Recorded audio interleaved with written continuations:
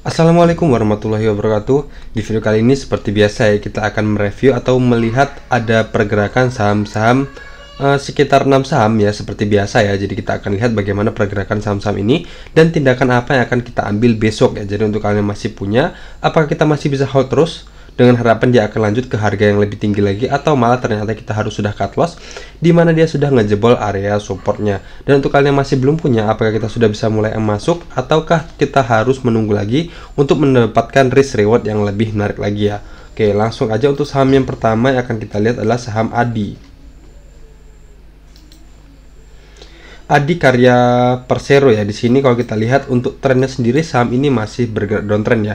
Kalau kita lihat dari struktur MA-nya, di mana MA50-nya masih berada di bawah MA200, akan tetapi harganya saat ini sudah berada di atas MA50-nya. Jadi sama seperti yang saya katakan sebelumnya. Jadi dia masih, ketika dia berhasil breakout dari resistance trend downtrendnya, dan kemudian dia bergerak sideways di dalam area sini ya, dimana dia menyentuh area resisten 835 dan kemudian turun lagi ya. Di sini pertama di tanggal 11 Maret 2022 dan kemudian menyentuh lagi di tanggal 28 Juni 2022 yang menyentuh harga 835, dan kemudian di sini juga sempat menjadi support ya di tanggal 14 Juni menyentuh harga berapa nih? Menyentuh harga 690-an dan naik lagi. Di sini juga sempat menyentuh harga 690 dan naik lagi, dan kemudian kemarin di tanggal 19 Juli 2022 dia menyentuh lagi harga 690 dan kemudian dia naik, sudah dinaik sekitar harga 765. Jadi bisa kita lihat kalau di sini, kita ambil sini sampai ke sini.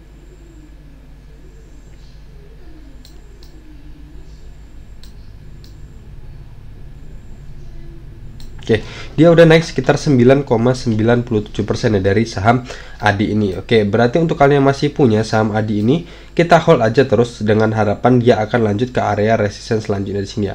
Di sini di harga 835. Jadi untuk kalian yang masih punya dan kemudian saat ini sudah profit, misalnya yang ambil harga-harga 700 kemarin, ya sabar aja, ada kemungkinan dia akan lanjut ke area resistance 835. Cuman di sini perlu kita perhatikan juga ya, di sini ada area resisten minor sebenarnya. Saya akan buat area seperti ini. Nah, di sini bisa kita lihat ya, kemarin dia sudah ada indikasi sudah berada di area support di area resistennya di tanggal 5 Agustus kemarin, dia di mana dia naik sekitar 4,03%, dan kemudian hari ini dia closingnya minus 1,29%, tapi masih berada di dalam area ini ya, di sini, di mana area ini adalah, atau resisten ini adalah di harga 765 untuk batas bawahnya, dan hari ini dia closingnya masih di harga 765. Jadi selagi dia masih berada di harga 765 masih aman untuk kita hold. Tapi kalau semua nanti dia jebol atau turun dari harga 765, kalau untuk kalian yang masih yang kondisi sudah profit, kalau mau take profit juga sebenarnya nggak masalah ya, daripada dia harus kembali lagi ke harga-harga 710-an ini ya. Dimana kalau dari pola sebelumnya ketika dia menyentuh harga 700 berapa ini, 765 ya harga tertingginya, 775 ya, dan kemudian dia lanjut turun menyentuh harga 730-an ya, berarti dia turun sekitar, anggap aja di sini sudah menyentuh harga tertingginya di 775 dan kemudian menyentuh harga terendahnya di tanggal berapa itu, tanggal 28 Juli ya,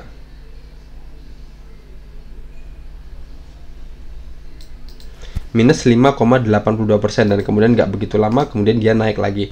Nah, jadi di sini adalah resisten, bisa dibilang area resisten minor ya. Boleh kita perhatikan, boleh kita acuhkan, tapi kalau untuk kalian yang mau perhatikan ya nggak masalah juga. Jadi kalau seumpama sudah profit, dia jebol ya, mau jual juga nggak masalah, tapi kalau mau hold juga dia juga masih nggak masalah juga ya, dimana dia masih bergerak sideways di dalam area ini untuk saham Adi ini. Jadi nggak menutup kemungkinan juga dia akan berhasil nge-breakout area resisten ini, dimana saat ini sudah berada di atas MA50 nya harganya ya. Oke, jadi dia masih ada PR selanjutnya, apakah dia berhasil ngejebol MA200 nya dan kejebol harga 835 ini untuk memulai untuk mengakhiri fase downtrendnya dan memulai fase uptrendnya ya.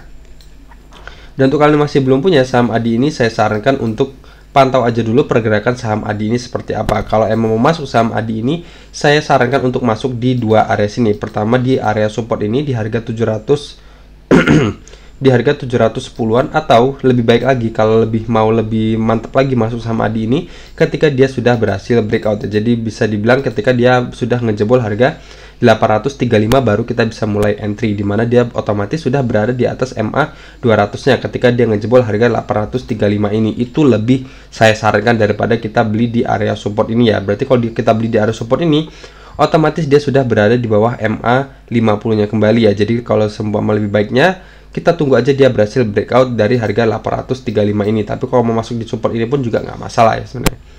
Oke. Selanjutnya ada saham LSIP.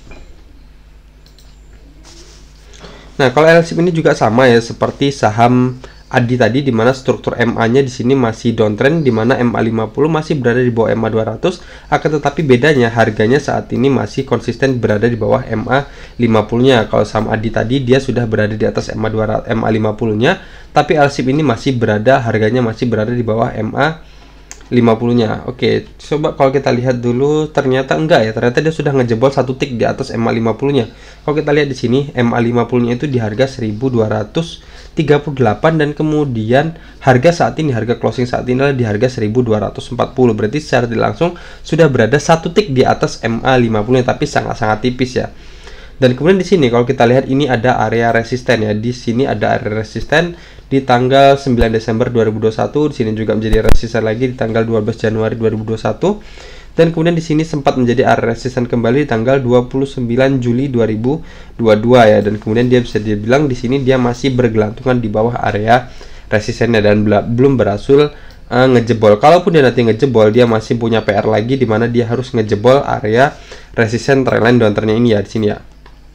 Karena ini adalah fase downtrendnya saham LSIP ya. Di sini terbentuk jelas higher pertamanya atau bisa bilang resisten tertingginya, dan kemudian terbentuk higher low di sini pertama, higher low kedua, dan kemudian nanti kalau dia berhasil ngejebol area sini atau resisten 1265 ini, dia masih punya PR harus ngejebol harga 1340-an ini ya, dimana ini adalah area resisten trendline downtrend mayornya. Jadi untuk kalian yang masih punya saham LSIP ini dan kemudian saat ini sudah profit, ya kita perhatikan aja di harga-harga 1265 ini. Kalau sampai nanti dia di harga 1265 ini berhasil ngejebol, ya udah kita hold aja terus, ada kemungkinan dia akan sampai ke harga 1335-an ini.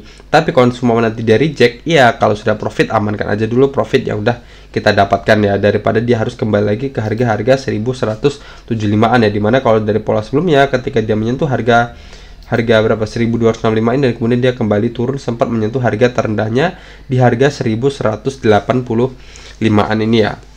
Oke, jadi di sini tidak saya sarankan untuk saat ini saham LSIP ini untuk kita hold lama-lama ya, dimana saat ini dia masih struktur downtrendnya itu masih sangat kuat.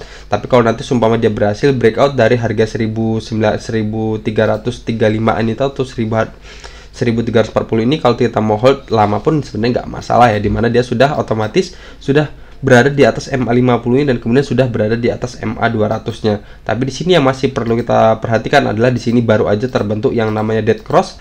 Dan kemudian saat ini MA 50 strukturnya sedang bergerak downtrend atau bisa bilang sedang berada di bawah MA 200-nya dari saham LSIP ini ya. Jadi sangat berbahaya untuk kita hold saat ini ya untuk saham LSIP ini. Dan untuk kalian yang masih belum punya saham LSIP ini, saya sarankan jangan masuk dulu. Karena apa? Ya karena tadi otomatis dia saat ini sudah berdekat dengan area resisten 1265.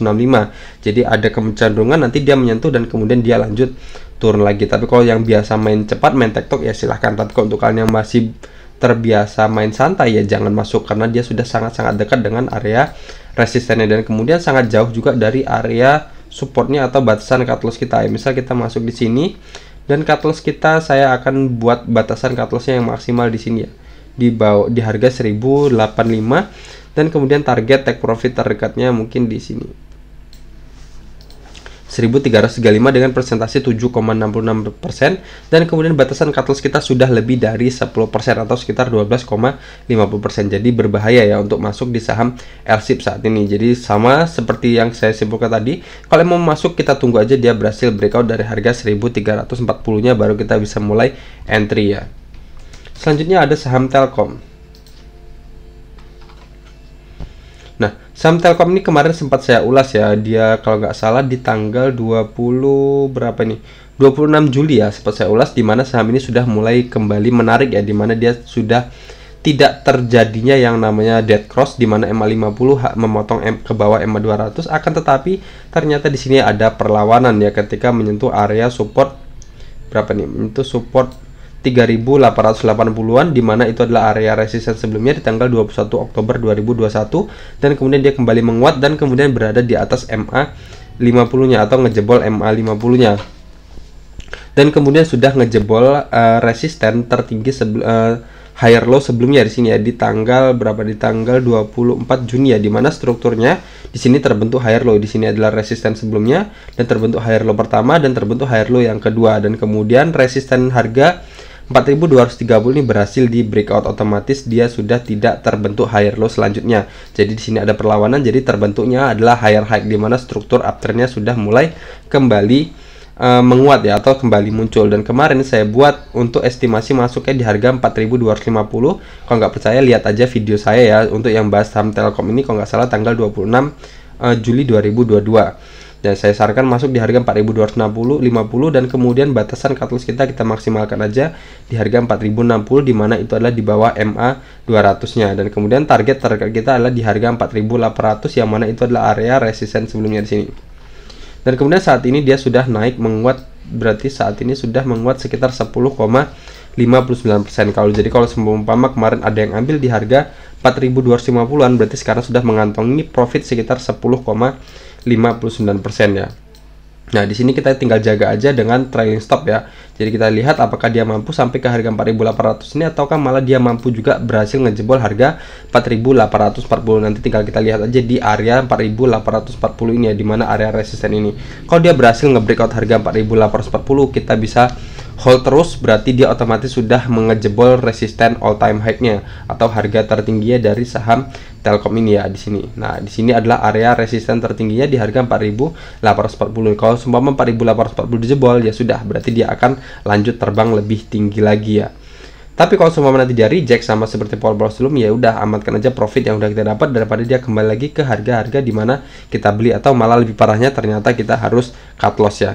Dan untuk kalian yang masih belum punya saham ini, saya sarankan jangan masuk dulu ya, karena harganya sudah sangat tinggi dan sudah sangat mendekati dengan area resistennya. Jadi kalau mau masuk, kita tunggu aja dia sudah ngejebol harga 4840-an baru kita bisa mulai entry ya. Tapi kalau seumpama nanti dia nggak berhasil ngejebol, ya udah kita tunggu aja di area-area supportnya, atau kita tunggu aja di MA-nya, kita tunggu aja di MA 50-nya ya. Di sini baru kita mulai jemput, atau kita bisa mulai beli ketika dia menyentuh MA 50-nya kembali ya.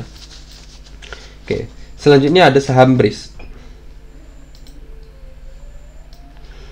Saham BRIS ini ternyata dia belum mampu ngejebol harga 1675 ya, dimana kalau kita lihat 1675 itu adalah area resisten sebelumnya di tanggal berapa nih, tanggal 5 April 2022, dan kemudian terbentuk lagi di tanggal 19 April 2022, dan kemudian dia lanjut turun dan akhirnya dia nge-breakout MA 50-nya dan sekaligus resisten trend downtrend ini. Jadi di sini saya hapus aja karena sudah lewat. Dan kemudian dia sempat retest di MA 50 dan kemudian kembali menguat, sempat ngejebol MA 200-nya, akan tetapi masih tertahan di resisten 1675 ini, dan kemudian dia masih reject ya.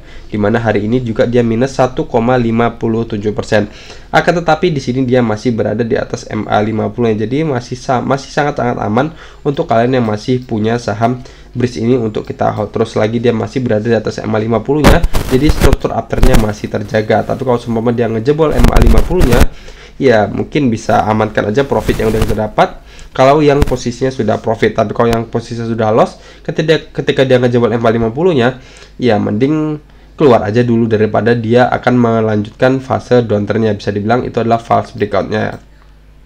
Dimana pernah terjadi di sini ketika dia berhasil nge-breakout MA 50-nya dan kemudian dia akhirnya turun lagi. Di sini kalau saya panjangkan ya, dimana ini adalah area resisten ya. Nah, ternyata ini kalau kita lihat, kita tarik ke sana, ternyata ini adalah area support sebelumnya di sini ya. Di tanggal 2 Desember, dimana supportnya, ketika support di breakdown, maka support akan berubah fungsi menjadi area resisten selanjutnya. Dan benar aja di sini ketika dia sudah ngejebol MA 50-nya tetapi masih tertahan di area resisten ini, dan kemudian dia lanjut turun lebih dalam lagi. Jadi sini nanti kita bisa perhatikan aja di MA 50-nya ini. Kalau selagi dia masih bertahan di MA 50-nya yang untuk yang posisinya masih loss ya, kita masih bisa hold terus. Tapi kalau semua nanti dia jebol dari MA 50-nya, udah kita keluar dulu aja daripada kita jatuh lebih dalam lagi dari saham BRIS ini ya. Dan untuk kalian yang masih belum punya saham BRIS ini, apakah kita sudah bisa mulai masuk atau masih nunggu? Coba kita lihat dari risk rewardnya sendiri. Oke, di sini kita buat aja batasan cut loss yang pertama di bawah MA50-nya aja, nggak usah jauh-jauh. Dan kemudian resisten kita buat di sini. Oke, berarti bisa dibilang ya lumayan bagus juga ya, dimana batasan cut loss kita di harga 1485. Kalau kita entry di harga 1000 berapa itu? Di harga 1565. Cut loss kita persentase adalah 5,11%, sudah lebih dari 5% ya.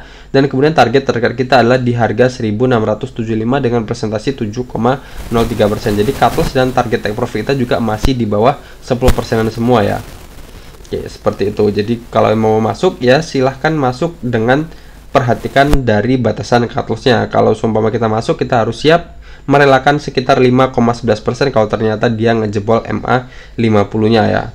Tapi kalau seumpama dia nggak ngejebol MA50-nya, dia naik, dan kemudian kita sudah harus menyiapkan juga kantong ya untuk mengantongi keuntungan sekitar 7,03%. Dan kemudian kalau harga 1675 berhasil ditembus juga, target selanjutnya adalah di harga 1795, di mana itu adalah area support dan resisten sebelumnya dengan presentasi 19,70%an dari saham BRIS ini. Selanjutnya ada saham Adro. Nah, Adro ini kalau kita lihat, ini kemarin sudah sempat saya buatkan menggunakan Fibonacci ekstensi, tapi karena belum tembus juga resistennya, saya hapus aja dulu ya. Dari struktur MA-nya di sini dia masih bergerak uptrend ya, MA50 masih berada di atas MA200, dan kemudian dia sudah masih konsisten berada di atas area supportnya ini ya, dimana area ini adalah area support juga sebelumnya. Di sini ketika dia berhasil naik dan kemudian di sini menjadi support, kemudian menjadi support lagi di sini, dan kemudian akhirnya di breakdown di sini, dan kemudian akhirnya di breakout lagi di tanggal berapa nih? Tanggal 25 Juli kemarin. Dan kemudian saat ini dia tepat berada di area supportnya, dimana hari ini dia turun atau minus 1,060%. Nah, jadi untuk kalian yang masih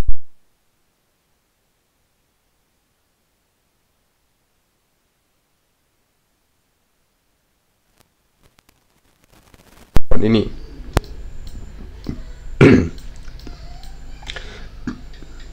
dan kemudian kalau untuk kalian yang masih belum punya saham Adro ini, apakah kita sudah bisa mulai masuk atau belum? Coba kita lihat dari risk rewardnya. Misal kita masuk di harga closing hari ini di harga 3080-an, batasan cut loss kita yang pertama kalau untuk yang trading jangka pendek ya. Jadi kita bisa buat aja untuk target yang untuk batasan cut loss yang pertama di harga 3010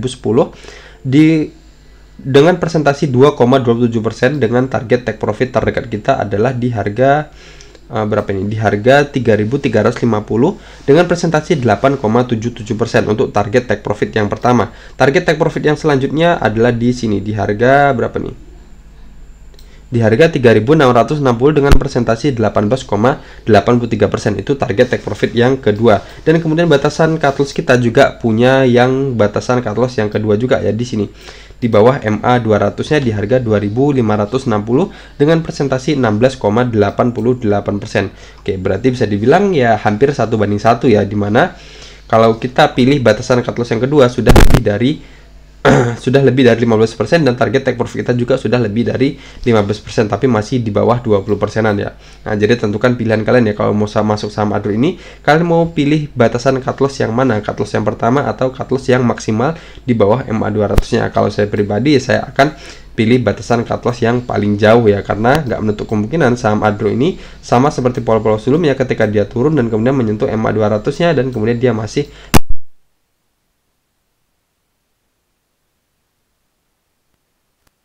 sekitar 18,83% ya saham Adro ini di harga 3660-an untuk kalian yang masih belum punya. Selanjutnya ada saham Unilever.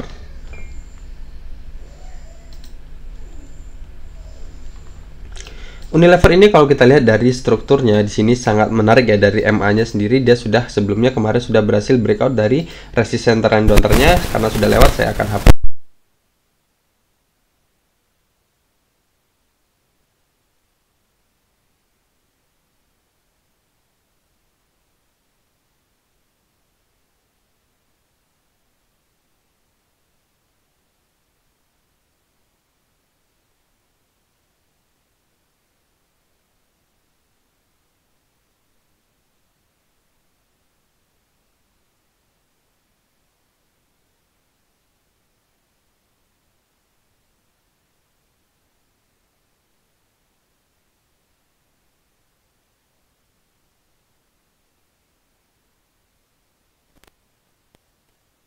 kemarin dia longsor ya.